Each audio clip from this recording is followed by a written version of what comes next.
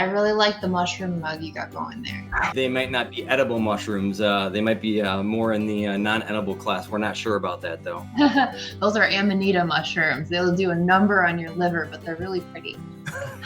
Growing mushrooms at home. I've never thought about doing this like we do with microgreens, but I got the chance to speak with Erin from the Mushroom Conservatory, and she has opened our world up to a whole new way of growing food in your house and becoming more resilient, just like you would with microgreens, but you can do it with these awesome fungi, so let's check it out. My name is Erin Hamilton. My husband and I run the Mushroom Conservatory. I got into growing mushrooms about 10 years ago. I took a foraging class and I got to the end of the workshop and I was just so inspired and amazed and completely petrified of picking the wrong thing and dying. It was like, this is amazing, but it doesn't seem like it's gonna pan out well. Right. And so I started just digging and reading and researching. And at that point, there wasn't a whole lot out there about just like where to get started. They had the spray and go box kits where you buy the box, you cut it open and you spray it with water, and then you're like, not really sure how you got mushrooms out of that, but it happened. Right. And so I really wanted to know how to grow them.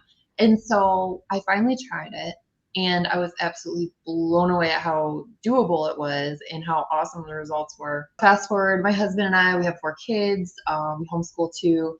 And so I was super excited when we connected because I think we just have a lot in common. We both have a passion for, creating and living well with what you can create and grow, but also developing that sense of community and sharing and growing together. And so I developed a science kit for homeschool students was my initial product, and that went viral. And we have all these awesome kids all over the world growing mushrooms.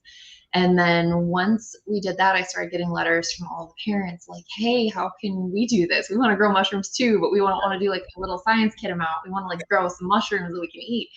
And so it really stemmed from there. And now we have mushroom growing kits in 275 stores, and I work with a few different universities. So I've just like wound up in this amazing world where I get to get everybody else as excited about growing mushrooms as I am, because there is like literally so much gatekeeping in mushroom growing just because it tends to be like, I don't know, just a very closed, not so much anymore, but it was a very closed world. So even just finding out how was tough. It took me a couple years just to get like basic instructions.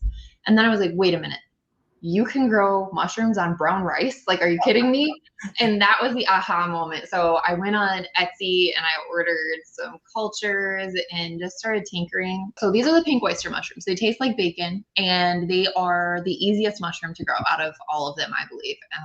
So a lot of the time I will encourage people to start with these. Oyster mushrooms in general are very forgiving, but these are some of my favorites. This is the kit we make for our pink oysters. They're really little. It's the tiniest mushroom kit you can buy, but this is enough to actually start 5 buckets of mushrooms. And so, and so out of this tiny kit, each bucket, depending on the size, because you could do a small bucket and maybe only get 8 ounces or a pound a week or something. But if you do a 5-gallon bucket, you're gonna probably get around 4 pounds of mushrooms per bucket per week of harvest. You caught my attention because you said that they tasted like bacon. Is that something that you can use like in place of it, or does it have like, how do you mix that in with your culinary skills? We use them in everything. When you get into gourmet mushrooms, they're just not all the same texture or flavor. Like, it's this whole world. People don't realize that, but it's an entire universe of flavor. Pink oyster mushrooms I use all over the board, but my very favorite recipe is we do this pink oyster mushroom macaroni and cheese. And I actually baked it. I did it on stage at the Real Food stage for the Mother Earth News Fair in Wisconsin this past year. And we had about 200 people in the audience, and we weren't going to do samples. We were just showing everyone how to make it. And it smelled so good that at the end of the session, everybody got in a line down the middle of the room and came up and snitched a little bit. And it was so, it was just so sweet, but it was like really, like, it's such a good, hefty, wonderful, cozy, delicious meal when you mix that in. My big thing is making mushroom growing so you don't need any special equipment. So if you're using one of these kits, you don't need a pressure canner. You don't need to do any weird sterilization stuff.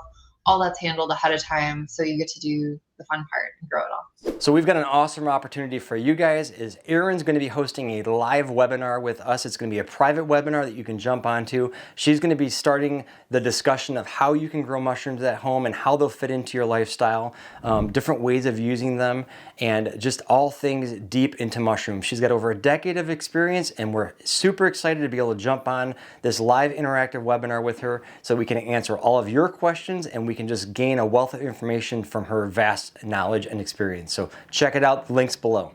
Without spilling all the details of the intro class that we've talked about getting into, what is like, wet our whistle a little bit with what the idea of starting mushrooms at home, and like maybe 2 or 3 little snippets of what we're going to learn about with this class that we're going to be doing.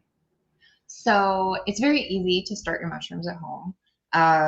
Again, if you get this kit, it's got your culture in it, and then we take that and you're going to use a bucket. I have a little bucket here so that it'll fit in the screen to hold up. But what we'll be doing is putting some holes in your bucket, and you're going to be using brown rice. And we're going to walk you through the process of taking that brown rice and actually using your mushroom culture to turn it into grain spawn. And then you're going to be layering that. We'll prepare straw, which you go through a process of hydrating it so you knock out any like pathogens, microbes, anything that you don't want to be in your mushroom bucket. And then I'll also be walking you through how to layer your bucket right and make it so that it will grow mushrooms. And then in a short amount of time, you'll be holding your arm out just like me with a bucket full of mushrooms growing on it.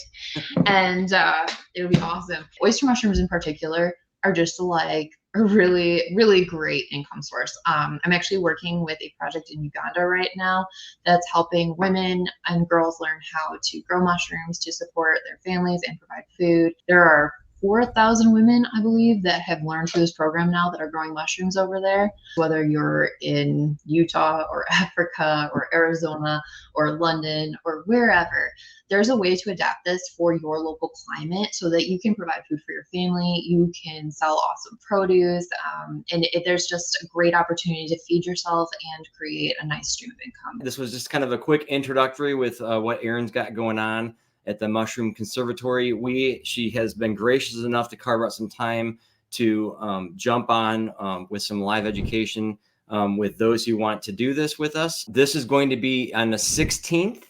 We're going to have the class on the 16th. All the details will be in the link, but it will be a virtual class. So there's ways of us being able to pull some people in, asking questions, having a chat bar.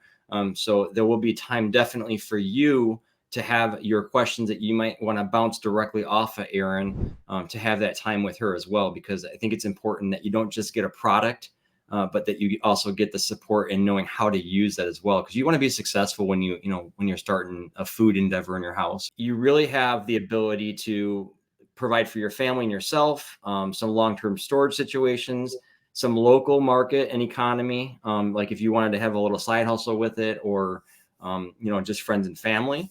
And then even in your case, you're kind of taking this to where it becomes a kind of a global outreach as well. So bravo to you on that. It's really cool to hear the story. If you're doing the workshop with us and you're like, I really want to grow lion's mane, but you're talking about the oyster mushrooms, it's okay. You can do the lion's mane or the oyster mushrooms. Either works with this workshop. So it's truly like what you feel motivated to grow and excited about.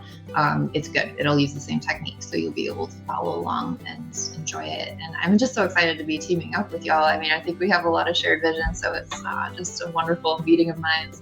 Make sure you do check out the links that are in the description and whatnot for the class that's coming up here for those who are crazy about mushrooms. A huge thanks to Erin too. She's giving us 10% off of her mushroom starting kits prior to the start of the class. So check it out. Links below.